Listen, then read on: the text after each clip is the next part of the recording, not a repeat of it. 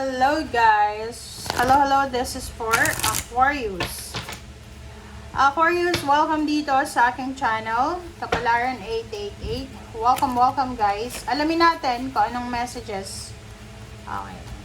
I-check muna natin kung tama ba yung cards. Okay, Aquarius, please comment down below if you resonated guys. Okay, I hope na makaresonate kayo dito sa mga mensahe. Okay, please comment down below if you resonated.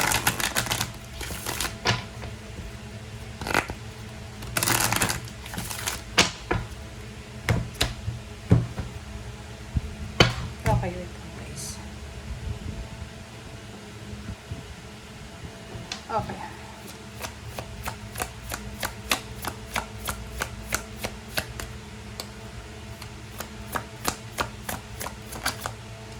Okay, Aquarius, first card natin is Endurance, number 43, number 7, keep going. So, ano man daw yun na ginagawa mo sa ngayon, Aquarius, ipagpatuloy mo lang yan. Okay, nasa tamang direksyon, or kahit hindi ka sa tamang direksyon, ang gawin mo ngayon is ipagpatuloy mo lang yan. Kung ano yung mga plano mo or gusto mong gawin. And number 42, this is 6. Oh, diba? So, sabi ng baraha sa'yo, kung ano man daw yun na nararamdaman mo sa ngayon.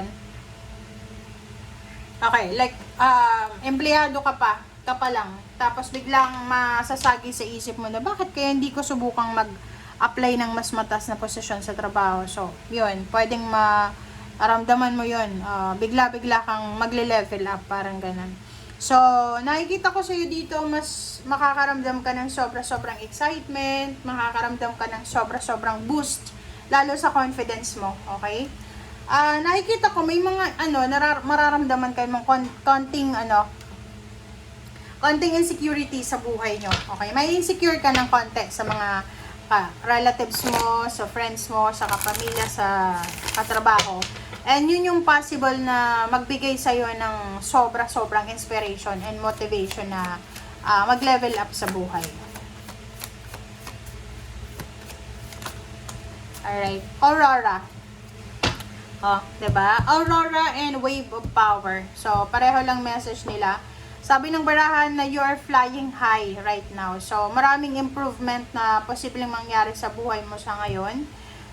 Maraming maiinggit sa'yo, maraming mga tao na matitreaten sila. So, just let them be jealous. Or kung ikaw yan, na halimbawa lang, kasi hindi naman tayo perfect. So, kung may mga katrabaho ka na promote, medyo maiinggit ka ng konti. But sabi ng baraha sa'yo dito na kaya nila, kaya mo din. So, why not na i-try mo din. Okay?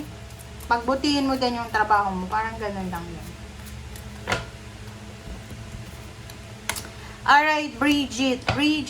Okay, be careful tayo sa mga decision making natin, Aquarius, bago tayo gumawa ng whatever man na movement or actions. Okay? You need to be careful. Pag-aralan, pag-isipan, timbangin yung sitwasyon, mag-research, parang ganun.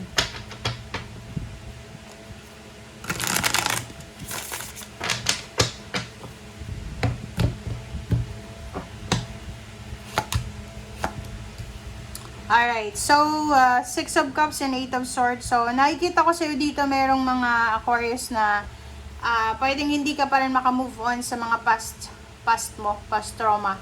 Like relationship, sa family life, siguro yun. May mga bumabalik na anino ng nakaraan, parang ganun. Okay, so parang pakiramdam mo nakagapos ka pa rin. You're still attached, you're still connected sa yung past, parang ganun. Past job, past careers, parang ganun. Sabi ng baraha sa'yo dito, kailangan mo nang alisin ang sarili mo sa mga past na yan. And ihanda mo na yung sarili mo para sa upcoming, incoming fruition ng mga pangarap mo sa buhay. Like for example, kung kinasal ka dati, kahit na hindi ka pa annulled or walang divorce or whatsoever man, kailangan mong mag-move on na.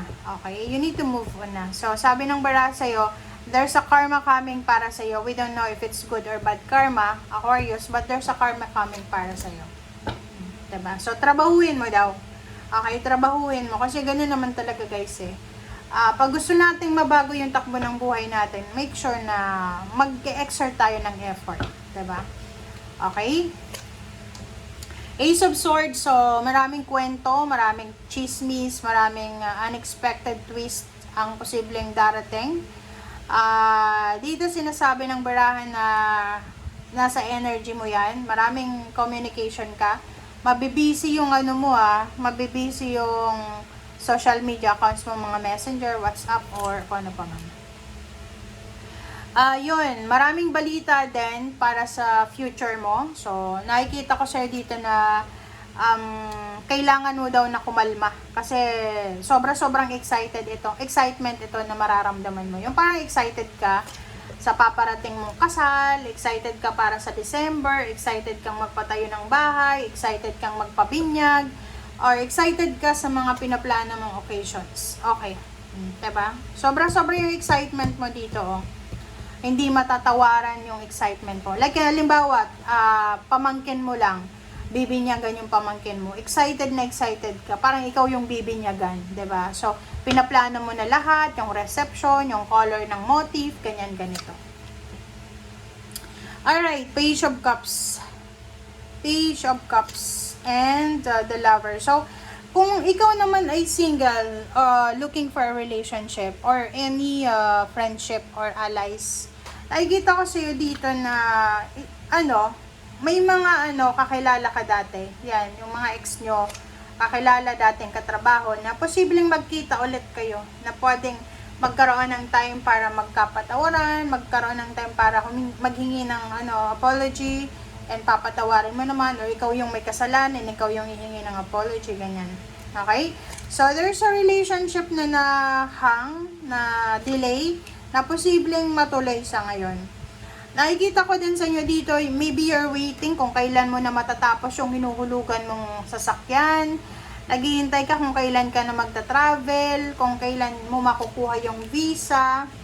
So, sabi ng bara sa iyo dito, huwag tayong maging excited. Kasi pag masyado kang excited, parang lang yan tumaya ka sa loto.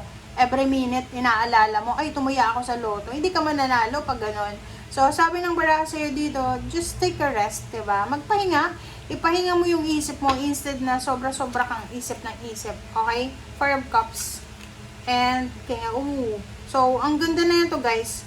Sabi ng bara sa'yo dito, may mga worries ka about finances. Financial worries.